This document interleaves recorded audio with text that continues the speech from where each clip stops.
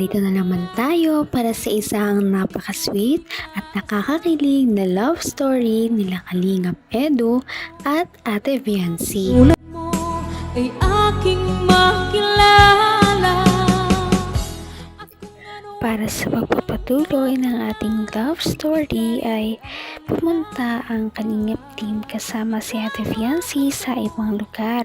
Sila ay magbabakasyon muna ng panandalian at nakakatuwa dahil ang buong Kalingap team at ang lahat ng Kalingap Angels ay kasama noong panahon na yun, kaya paniguradong mag-e-enjoy talaga silang lahat.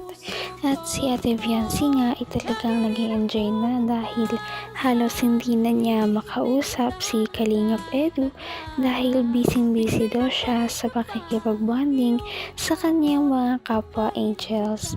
Kaya nakakatuwa dahil minsan lamang makapag-enjoy si Ate Viancy at sa mga ganitong okasyon lamang talaga siya nakakapagliwaliw. Dahil doon ay medyo nalungkot si Kalingap Edu. Hindi mo alam, di ako nakatulog magdamag. Ay. Pero buti na lang, buti na lang nakatsyempo ako ngayon. Kanina napaka-busy mo. Uy, ano ba? Dito ka naman sa akin eh. Sa akin ka naman focus kahit ngayon lang.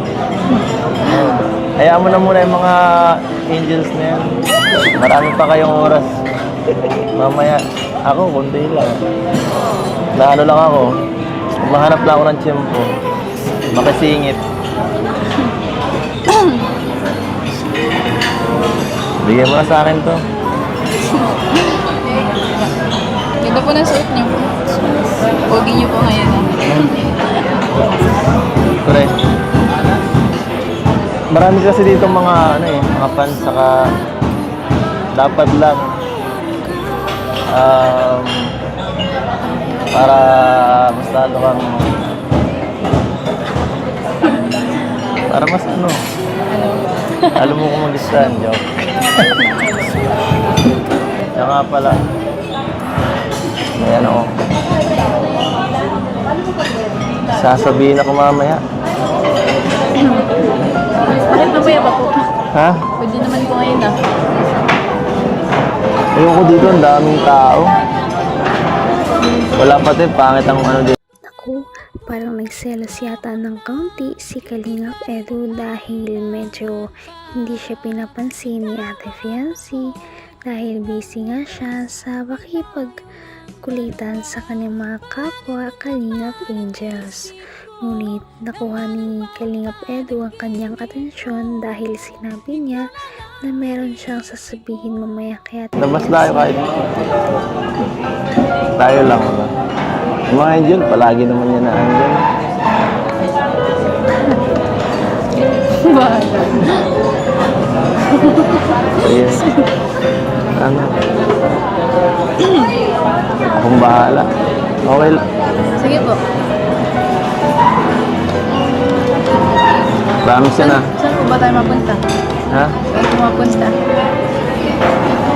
Kahit saan. Basta, sumama ka na lang. Ayoko po. Okay kung saan niyo. Grabe ka naman. Wala ka pa rin tiwala. Kumain ka na lang, oh. Gusto na po ako. Kanina po kain ng ano. Inubos ko po yung pagkain ko. Oh, ito. Madaming tao po. Ah.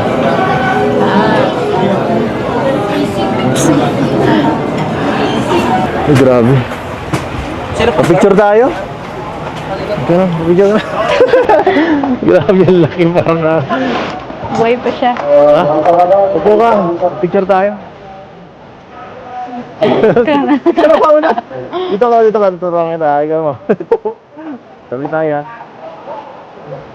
Dito na lang ako. Dito na lang. Naka sa kabila. Okay na ako. grabe talaga ang chemistry ng dalawang ito dahil nakakatuwa na makita silang dalawa na nagsasaya na naman at may bago na naman silang lalawigan na napuntahan. Ngayon nga ay nasa Baguio sila. First time na makarating ni Ate Viancy dito kaya Sobrang memorable talaga ng memories nila na ito. Ah.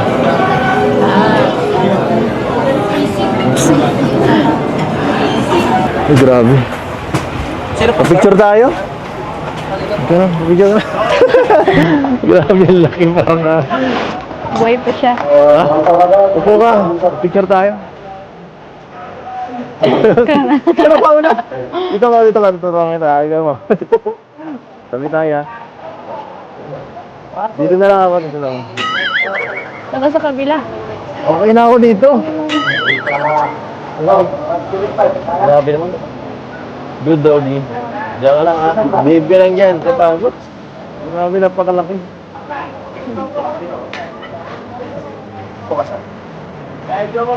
Bakit po? Kasulaki mo. Hindi. Laki.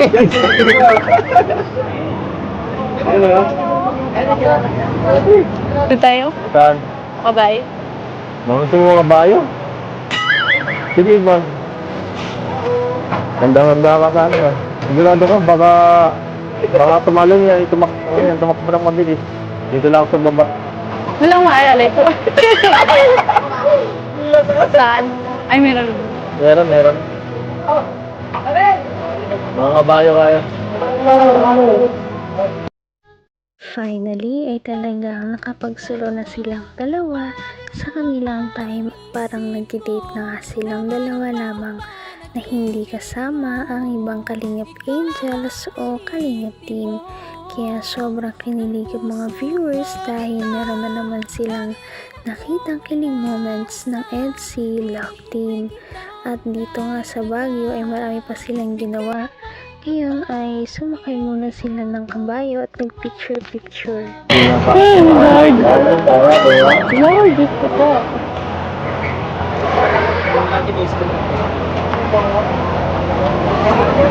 Dito na lang ako sa likod. Sige na kumamit ka. Sorry na. Kumamita. Joke lang.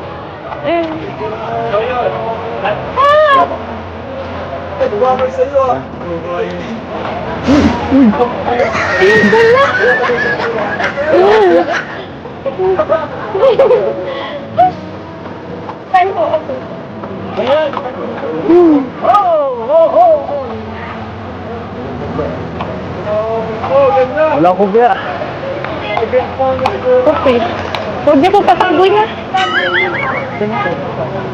Kuya, huwag niyo po patakbuhin.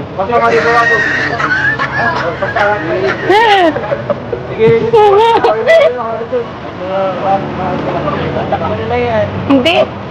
Ba't mas malaki yung kabayo mo? Iba na to. Iba na to. Throwback.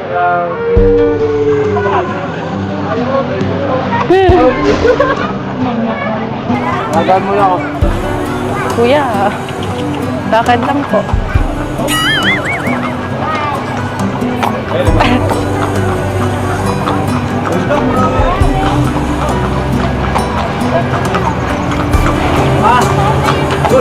Medyo malatakotin pala si Ate Viancy sa mga ganitong bagay, ngunit kahit na medyo nakakatakot ay talagang tinry niya ang kanyang best para matry niya ang pagsakay sa kabayo at mga iba pang bagay, at makikita natin ang pagpapatuloy ng kanilang trip sa susunod nating video.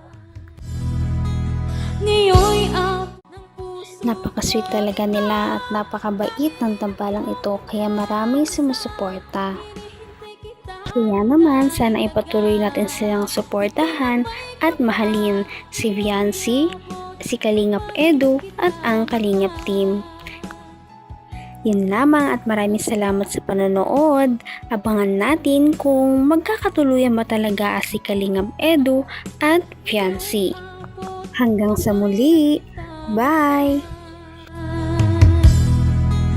Ngayon'y abot